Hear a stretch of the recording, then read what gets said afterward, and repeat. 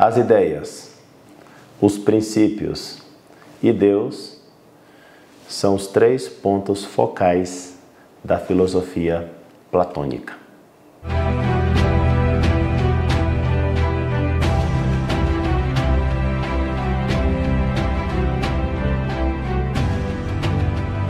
Pessoal, esses 3 pontos focais da filosofia de Platão, elas são como que um arcano, ou seja, um segredo, uma espécie de segredo, para falar a verdade, sobre as quais Platão, ele mesmo se debatia de como falar delas e a maneira de, digamos assim, de expressar aos outros claramente sobre esses 3 pontos. Por exemplo, sobre as ideias, Platão diz que há muitas pessoas que têm dificuldades para compreender porque dizem que as ideias não existem, ou se existem, são incompreensíveis para a natureza humana. Então,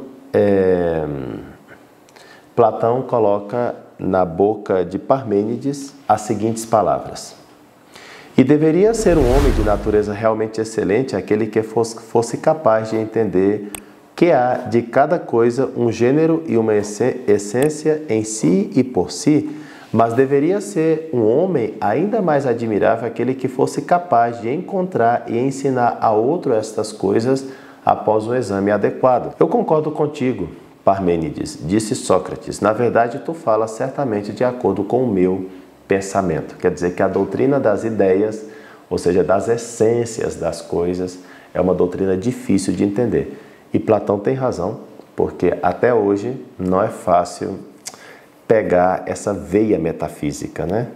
Como diria, é importante entender que o pensamento humano se desenvolve praticamente em 3 camadas. O nível físico, onde a gente toca na realidade das coisas; um nível matemático, onde a gente quantifica as coisas; e um nível filosófico, metafísico, no qual nós descobrimos que por detrás das coisas que são tangíveis, que são quantificadas, existe também uma essência, uma ideia. Podemos trocar a palavra ideia por essências aqui, tá bom? Ou a palavra essência por ideias. Isso vai ficar mais claro depois em Aristóteles, mas já em Platão a gente pode ver essa realidade. Quer dizer, é o 3º nível de compreensão. No primeiro, você toca.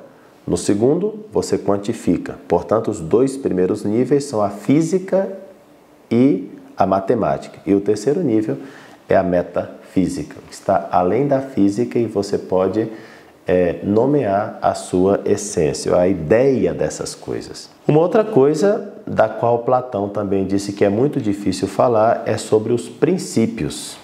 Somente poucos entendem os princípios e, além do mais, esses poucos entendem na dimensão dialética da oralidade. Então, Platão, diante da dificuldade de explicar esses princípios, ele fala: dessas coisas não haverá um texto meu, e jamais haverá. Vejam só a dificuldade que o filósofo se enfrenta com essas coisas mais metafísicas na hora de explicar, de dar a conhecer aos seus discípulos.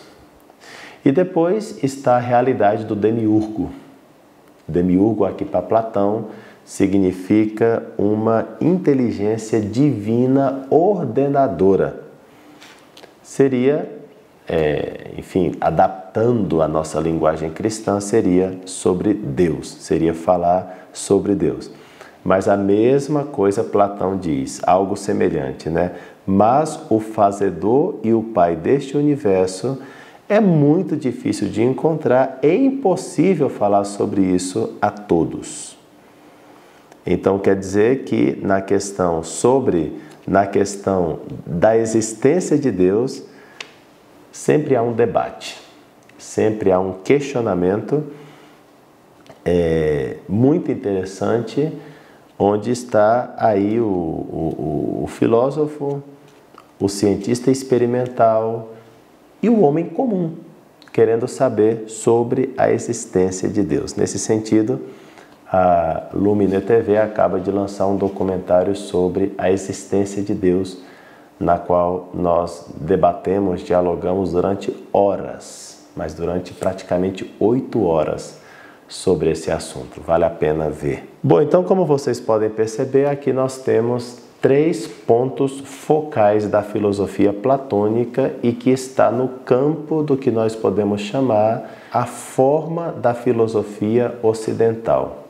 Ou seja, nós descobrimos aqui que há umas essências, nós descobrimos que dessas essências junto com essas essências estão os princípios, e acima de essências e princípios e de alguma maneira fazendo parte delas está o demiurgo ou a inteligência divina. São os 3 grandes temas platônicos, de tal maneira que tanto as essências ou ideias quanto os princípios e a inteligência divina tudo isso pertence ao mundo suprassensível, ou seja, que está acima do sensível. Para explicar a transcendência metafísica das ideias, Platão fala do chamado mundo hiperurânico, ou seja, o lugar supracelestial. É necessário evocar esse mito, usado no Febro e tornado extremamente famoso, mesmo se nem sempre ele foi compreendido corretamente. Platão escreve: o lugar supraessencial, hiperurânio, nenhum dos poetas daqui de baixo o cantou jamais, nem jamais o cantará de maneira digna. A coisa é assim. Na verdade, devemos realmente ter a coragem de dizer a verdade, especialmente se fala da verdade. Com efeito, o ser que realmente é incolor e desprovido de figura e não visível, que pode apenas ser contemplado pelo piloto da alma, ou seja, o intelecto como piloto da alma, e em torno do qual verte o gênero do verdadeiro conhecimento, ocupa esse lugar. Pois bem, uma vez que a razão de um Deus é alimentada pela inteligência e o conhecimento puro, também aquela razão de cada alma que pressiona para conhecer aquilo que lhe convém, vendo após certo tempo o ser, se alegra e, contemplando a verdade, dela se nutre e desfruta até que a rotação circular não a tenha levado para o mesmo ponto. No giro que ela realiza, vê a própria justiça, vê a sabedoria, vê a ciência, não aquela a qual está unido o devir, nem aquela que é diferente, porque se baseia na diversidade das coisas que chamamos de seres fenomênicos, mas aquela que é ciência do que realmente é ser. E depois que contemplou todos os outros seres que realmente são e se saciou, de novo penetra o céu e volta para casa. Como vocês podem perceber, hiperurânio aqui é a mesma coisa que lugar acima do céu, acima do cosmo físico. É a representação mítica e a imagem que indica um lugar que não é, de modo algum, um lugar, né? Bom, porque as ideias em Platão não têm nenhuma característica física e, portanto, não têm lugar físico, são sem figura, sem cor, invisíveis e são captadas por nós somente pela inteligência. O hiperurânio é a meta a qual conduz a segunda navegação. Bom, a relação entre o mundo das ideias, o hiperurânio, e o mundo sensível, ela foi mal interpretada por muita gente, posso dizer inclusive por Aristóteles. Aristóteles tampouco entendeu muito bem essa teoria de Platão, mas é porque Platão apresenta assim diversas perspectivas sobre esse assunto, afirmando que entre sensível e inteligível há uma relação de mímese, de imitação, às vezes de metexis, ou participação, ou de koinonia, ou comunhão, e até mesmo de presença ou parousia. Quer dizer, essas diversas expressões platônicas, né? Mímesis, metexis, koinonia e parousia, 4 expressões, ajudam a não entender demasiado o que Platão quer dizer quando diz o que diz, para conectar o mundo suprassensível ao mundo sensível. Então, esse é um trabalho grande, né? Porque nesse mundo suprassensível estaria, então, as ideias, ou seja, as essências, os princípios e a inteligência. Ou pelo menos é nesse mundo, além do sensível, que nós podemos postular esses 3 pontos focais. Bom, então talvez sirva para explicar tudo isso o famoso mito da caverna, né?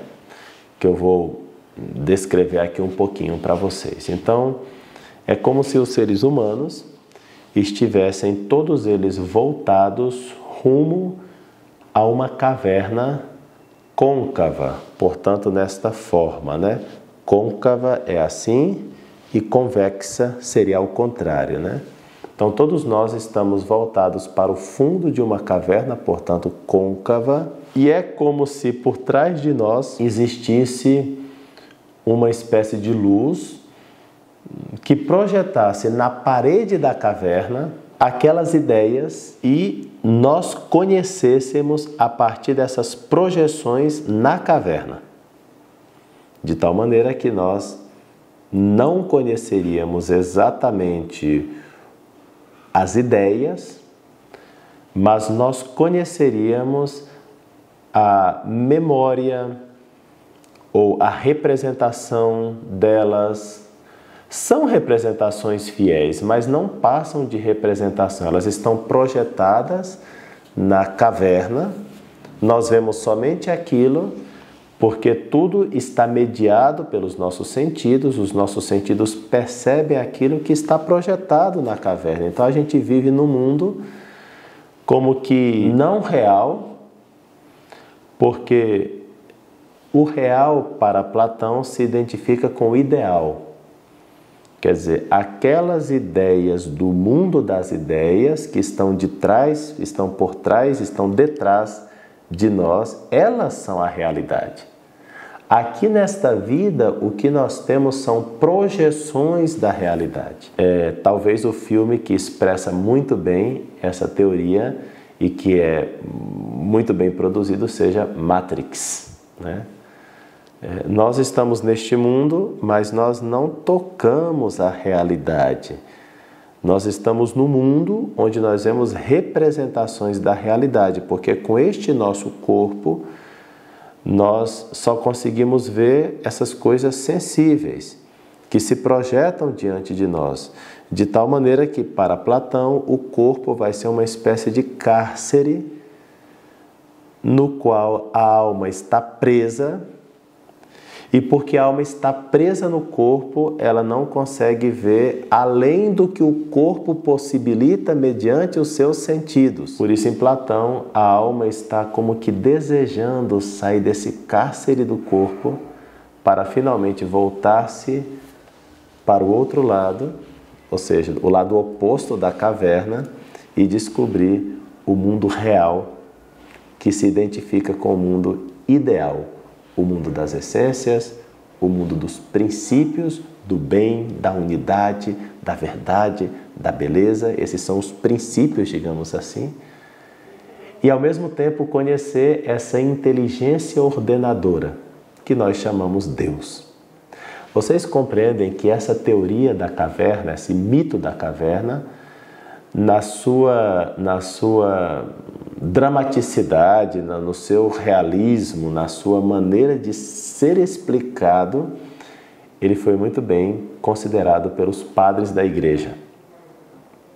Alguns cristãos, com essa veia filosófica, ao descobrir o mito da caverna, conseguiram adaptar facilmente esse mito a várias realidades cristãs. O que é este mundo? Este mundo é um momento da nossa vida onde nós estamos vendo diversas coisas que Deus criou, mas nós vamos conhecer toda a verdade em Deus. Então, quando a gente morrer, ou quando Jesus voltar, e quando a gente morrer e Jesus voltar, nós vamos ver então face a face. Nós vamos conhecer em Deus a essência de todas as coisas. Compreendam, portanto, que essa teoria do mito da caverna não deixa de ser uma história ou um mito histórico, porque aqui mito eu não contraponho a história, né?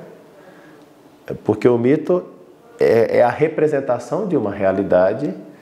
Então, o mito em Platão representa uma realidade que está acontecendo, mas que vai chegar à sua plenitude. Então, os cristãos, a escutar essa teoria platônica, facilmente puderam adaptar, dizendo: bom, aqui nesta terra não é a nossa verdadeira pátria, a nossa pátria é o céu. Entenda-se, na teoria de platônica, o mundo hiperurânio, né? O mundo além da física. Só que, claro, essa visão de Platão não dá para se adaptar totalmente à visão cristã. Por quê? Porque para nós o corpo não é o cárcere da alma, né? Para nós, corpo e alma são duas realidades nobres, coprincípios, que entram em composição para formar um único ser humano, o composto corpo e alma que nós chamamos de pessoa. Tampouco dá para adaptar totalmente essa teoria ao cristianismo, porque a própria realidade da nossa fé, da nossa vida também, diz que nós vamos ressuscitar também com os nossos corpos. Então, o corpo tem muito valor no cristianismo. O corpo não pode ser apenas uma espécie de cárcere, né? Então, como vocês podem perceber, é interessante, porque nós estamos diante de essências, diante de coisas realmente fortes, como podem ser a essência das coisas que explicam as coisas. Nós estamos diante de princípios como unidade, bondade e verdade, e nós estamos diante da realidade de Deus. Por que não dizer? Platão é como que o fundador da teologia ocidental. Da filosofia ocidental, nós já vimos que há vários filósofos, mas a teologia ocidental, enquanto que estudos sobre Deus, estudos sobre a inteligência, mas desde um ponto de vista dessa teologia natural, dessa teologia racional, evidentemente não se trata da teologia sobrenatural, mas essa teodiceia, essa justificação de Deus, a questão da existência de Deus já está muito clara em Platão. Existe um demiurgo, ou seja, um Deus artífice, um Deus pensante, um Deus desejante, um Deus pessoal. Esse Deus toma como modelo o mundo das ideias e, a partir desse modelo, gera o mundo físico. Essa é a lógica platônica. Portanto, o esquema com base no qual Platão explica o mundo sensível é claríssimo. Há um modelo, que é o mundo ideal, há uma cópia, que é este mundo sensível, e há um artífice que faz esta cópia servindo-se do modelo. Portanto, o mundo do inteligível, ou o mundo das ideias, é o modelo, é eterno. Como também é eterno o seu artífice, Deus. No fundo, ele está dizendo que essas ideias encontram-se na inteligência divina. Pelo contrário, o mundo sensível, construído pelo artífice, não é eterno. É nascido, foi gerado, no autêntico sentido do termo. E, logicamente, os princípios da unidade, da bondade, da verdade, vêm como que íncito, vêm como que implícito a essa realidade